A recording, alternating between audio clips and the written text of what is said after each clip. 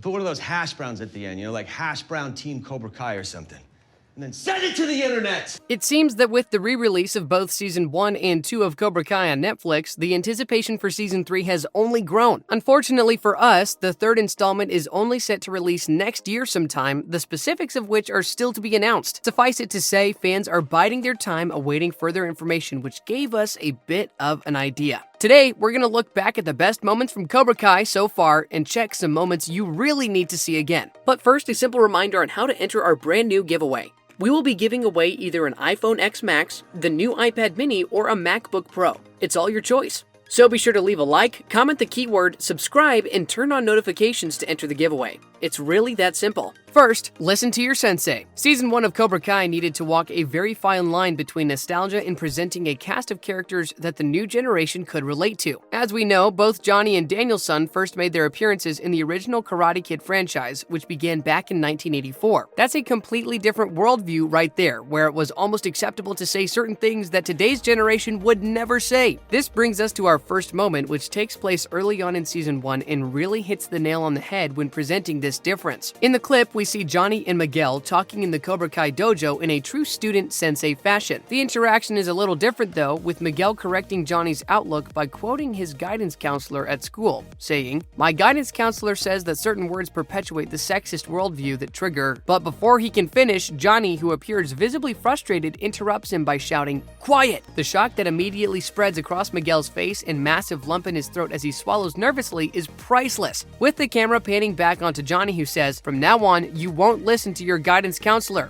You're gonna listen to me. Is that understood?" Once more, with his voice cracking from the anxiety caused by the situation, Miguel acknowledges Jonny as his sensei, setting the hilarious basis for their relationship. Not only is this a humorous exchange between the two, and not only does it show the differences inherent within the different viewers of the show, it also shows us exactly where Miguel has come from. Needing the help of a guidance counselor and being so nervous when put on the spot, well, that's definitely not the Miguel we know anymore. Second, the real questions. Another incredible moment from earlier on in Season 1 is the moment when Jonny charges into Robbie's room, after having been knocking for a solid 5 minutes. Not only does Jonny apologize for interrupting what he assumes the three friends are doing, being an act that we are definitely not comfortable repeating here, he also enters into an unforgettable exchange with one of Robbie's friends. When Robbie accuses Jonny of not knocking, Jonny says that he was, but they obviously couldn't hear him over the trashy music that was coming out of the friend's boombox. Now, to those Millennial and Generation Z kids out there who were confused by this line, a boombox is an old school music player that was great back in the day. Although huge in stature, it allowed you to take your music wherever you wanted to go, which was pretty amazing back then. Playing on Jonny being all old school, Robbie's friend repeats what was on the mind of you youngsters, saying,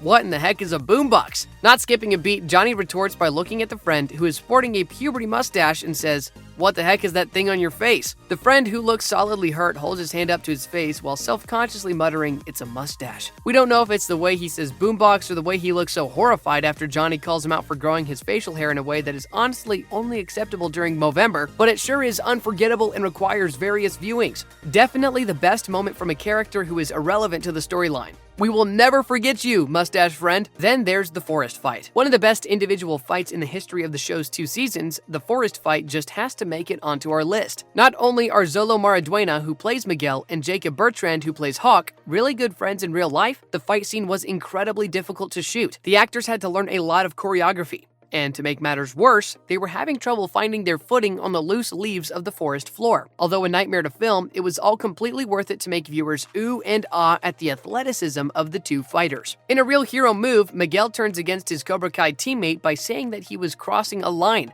stealing the Medal of Honor of Miyagi-do karate. When Hawk retorts by telling Miguel to try and take the medal from him if he wants it so bad, tension hits an all-time high and the two go ham. Although Miguel emerges victorious, he shows next to no restraint in finishing Hawk off, which essentially points to the fact that he still has quite a ways to go before becoming the actual hero in his own story. But there is no doubt about it. The suspenseful music coupled with the incredible grappling and exchanging of blows makes this a fight that needs to be watched twice. No need to be a smart aleck. Why is is it that all the really humorous clips we see on Cobra Kai have something to do with Jonny? Maybe that's because William Zabka, who portrays the popular character, is an absolute laugh regardless of what he does. In this next clip, we took a look back at when Jonny was in the midst of finding students to train at Cobra Kai, which brings us to extra number 5. Who is obviously told by the showrunners to be as arrogant and annoying as possible. Just after Jonny has given his Cobra Kai speech, the cocky little guy decides to turn to his friends and say, "It's not like he can actually hurt us." Now, we know that Jonny is still technically the bad guy at this point in the story, but let's be honest, nobody likes an arrogant know-it-all, right? So viewers rejoiced when they saw Jonny's eyes tighten in a threatening way and start to walk closer to the arrogant kid,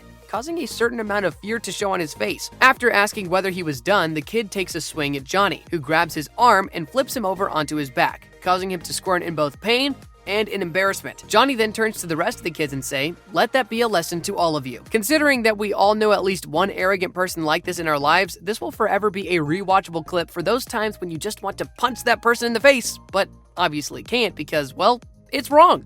So, thanks, Cobra Kai. Next, the Cobra Kai video. We've already talked about how Cobra Kai is a show that really plays on the difference between the old school ways of Jonny and the new school ways of his students. But to someone who falls right in the middle of both generations, nothing was funnier than watching Jonny speak to his students about the making of the Cobra Kai promotional video. Watching Jonny throw his ideas around like he actually knows what he's talking about is hilarious. Like when Aisha tells him that she thinks the rights to the song Thunderstruck will be too expensive to use in the video, Jonny retorts by saying, "No, I already own it. The cassette's in the car." Yeah, we're pretty sure that's not how copyright law works, Jonny. And then to top it all off, he concludes this hilarious set by misquoting hashtag in a sentence that we will have to quote ourselves to get the full comedic effect. He says, "Oh, and put one of those hash browns at the end. You know, like hash brown team Cobra Kai or something, and then send it to the internet." It's both the way that Zabka delivers these lines with such conviction and the utter confusion on his students' faces that make this scene one of the funniest in the entirety of Cobra Kai, and definitely worth another watch. Then there is the mall fight. Remember extra number 5? Well, as it turns out, his name is Dimitri, and due to the fact that he was treated poorly at the dojo,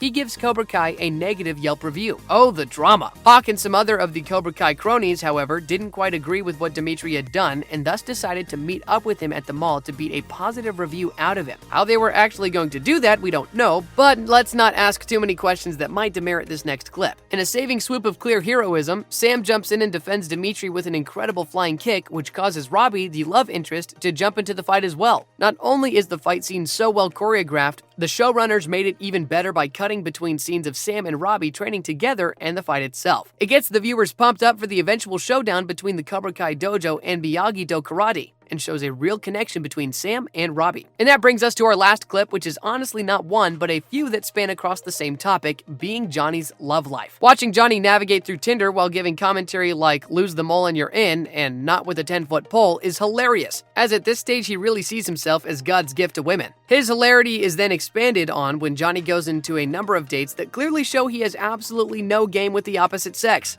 He even tries to hit on the woman who got him fired for hanging her television on the wrong wall. This man is just something else. Anyway, that wraps up the video. Thanks for watching, and I'll see you in the next one.